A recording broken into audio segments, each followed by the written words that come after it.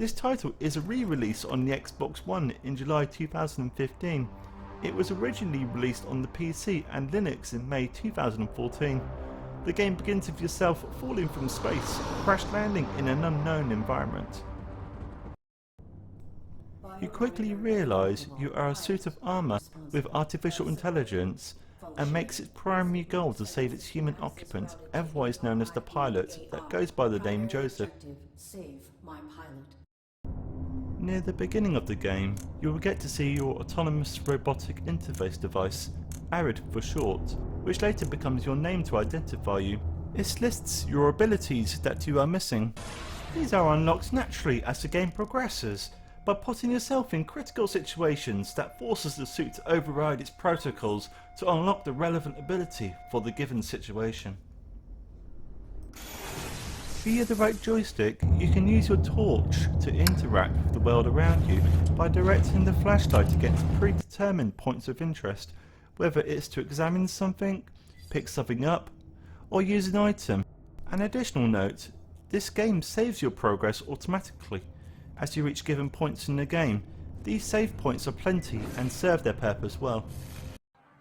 This style of gameplay is similar to what you'll find in the old classic that was Monkey Island.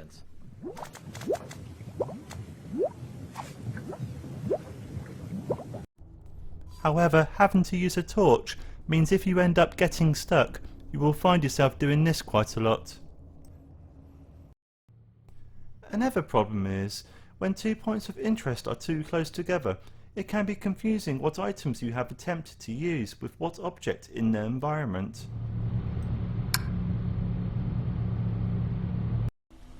There are a few climbing parts, but most of the game is played on a flat surface. When you first get a gun, it provides you with shield strength and health. Unfortunately, you need to push down on the same joystick used for the torch to select it, which can be frustrating maintaining the mode that you need, whether it's the gun or the torch you want to be using. In combat is the most common time you will hear music, as this is quite a silent game that mostly uses eerie environmental sounds in the background to give this game a unique atmosphere. You can sometimes hide behind objects. Later you will obtain the ability to cloak yourself. Enemies are capable of quickly doing a lot of damage. Ideally away from combat, over time you will regain your health, but this is a time-consuming process.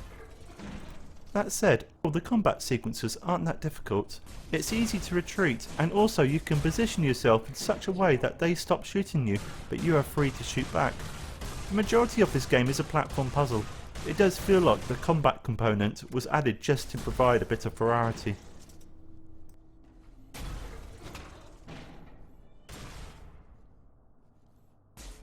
This game's story attempts to make the distinction between artificial intelligence and humanity, whilst attempting to apply logic to ensure your original orders are always kept in check by whatever means necessary.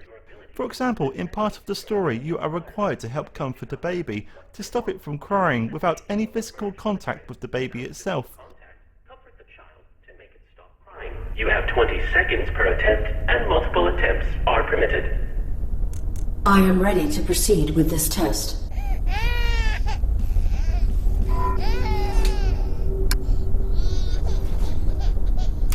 Keeping a home clean will be one of your primary functions. Clean this room. I have completed the task. Evaluating. Processing. Dust detected. Unit terminated. Processing. Baby has stopped crying. Validated. Merit point awarded. Probably not the best babysitter in the galaxy. Most of this game is set in a dark setting. Another title this seems to draw inspiration from was Limbo, where a lot of this game was used in a dark context. There are two other main characters in this game. One is the administrator, who is a mainframe computer who emulates human characteristics, comes across as a friend.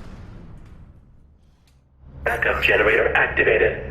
Hey, things are really coming along. I am completing these tasks efficiently. In comparison, the other character is the caretaker, who wants to decommission you.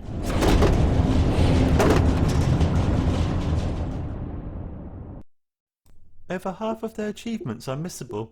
This is very likely to be because this is such a short game. By doing this was probably done to add replay value. For example, here you must let yourself be killed by the mushroom.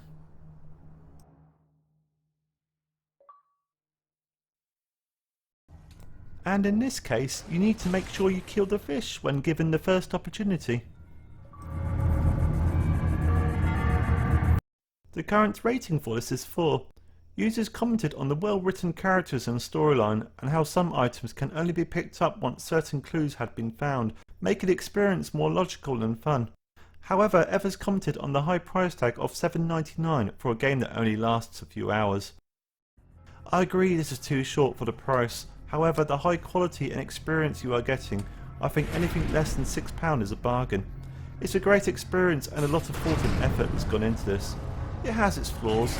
Regardless of this, overall I think 4 is about right. Before I end this review, I feel it's important to point out that the majority of this game was made by one person, John Warner. Lots of the public contributed to the funding of this game through crowdfunding on Kickstarter. This game definitely feels like it was made by someone who cared about his creation. And that's the end. I hope you enjoyed my review. Please feel free to subscribe to my channel. Also, any likes you can give me will be much appreciated.